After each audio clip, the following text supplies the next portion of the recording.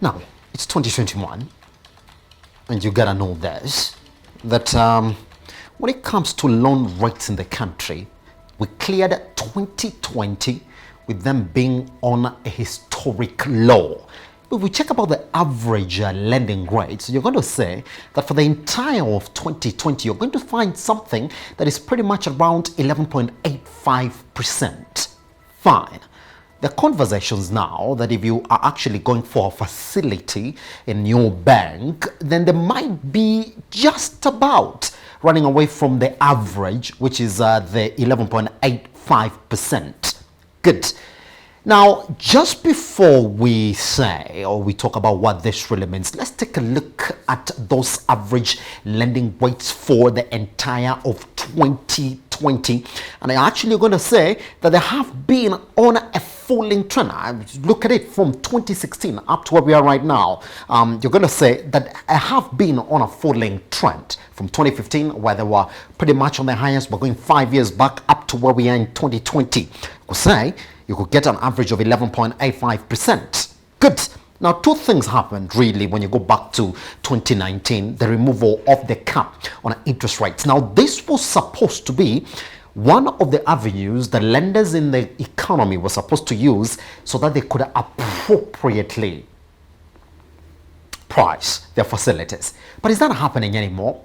All right, now we're starting 2021, and there's some headlines that you really have to know or take at the back of your mind before you actually talk about what the lending environment in terms of the cost of credit is going to be in 2021. Now, we do know there was massive reduced profitability. I mean, you have to talk about the profit warnings that we've seen from the banking industry in the country, and a whole hole that was dug by the COVID-19 pandemic in the financial services sector.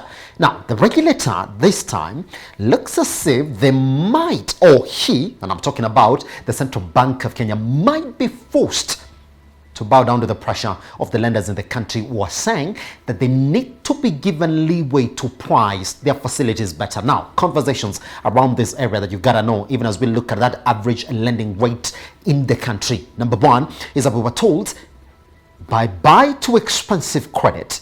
But even as we're talking about operating in an environment without the cap on interest rates, we've seen the lending rates really cushion so much. Some lenders have even blamed the CBK, the regulator, for taking the customer approach as opposed to the industry approach. Fine, we do know that, but this analyst, and especially from Genghis Capital, are saying that you might see a 1.5% increase in the cost of lending in the country, meaning 2021 is going to usher in, according to them, an era of expensive credit.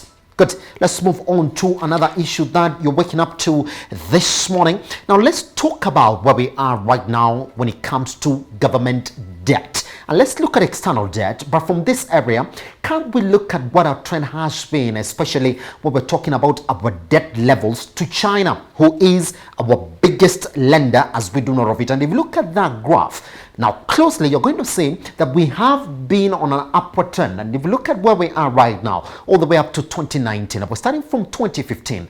Look at that. Is that we have been going to China for quite a lot of money. 2015 all the way to 2019. This graph will show you definitely, and even if you look at 2017 all the way to 2019 again, that's when we really went for this credit from China in terms of also sort of supporting our infrastructural projects in the country. Now, we do know that the Treasury Office is back again in the G20 countries to also come up with a debt relief service. Now, we do know where it is.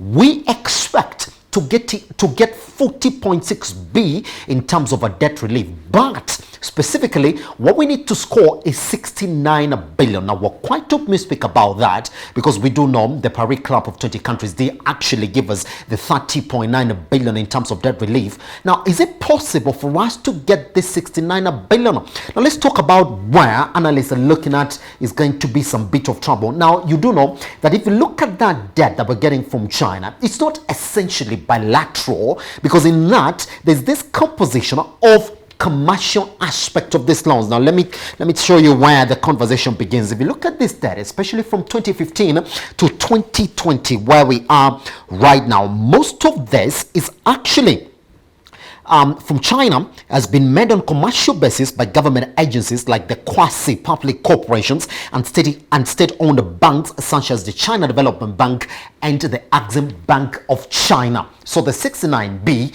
introduces another conversation there, because if they are on that basis, therefore they're not essentially bilateral plain, there could be commercial engagements on that, and that's exactly what the talking point is going to be, to see whether we can actually get this 69B debt relief that we actually need, that was extended to 76 countries again because of the effects of the coronavirus pandemic, even as we start 2021. Let's talk about the retail sector in the country. We do know the only way that we can actually talk about it is its contribution to the GDP of this country. Good, we do know it's one of the biggest employers of well in the country. But let's talk about Naivas and Tuskys. Now, Tuskys, again, the problems actually follow them all the way in 2021 as well. Now, the question is going to be really, where do we stand in terms of the competition that we've seen in the biggest, and I'm talking about supermarket chains in the country. Now, what we do know is that Naivas Supermarket is now taking over space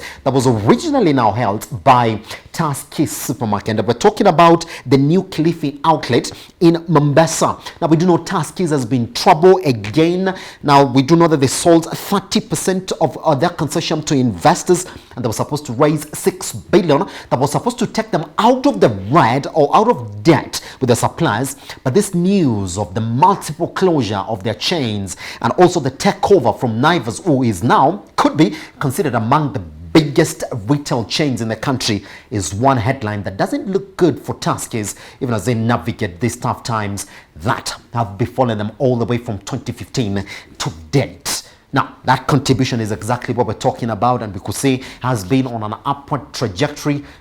This year, we ask, where does Tuskys stand when it comes to the chances of coming back or reinstating their stake in the economy? 2146 is your SMS line at Metropole TVKE across all your social media platforms. I am at Kiange Simba. Our business begins right now.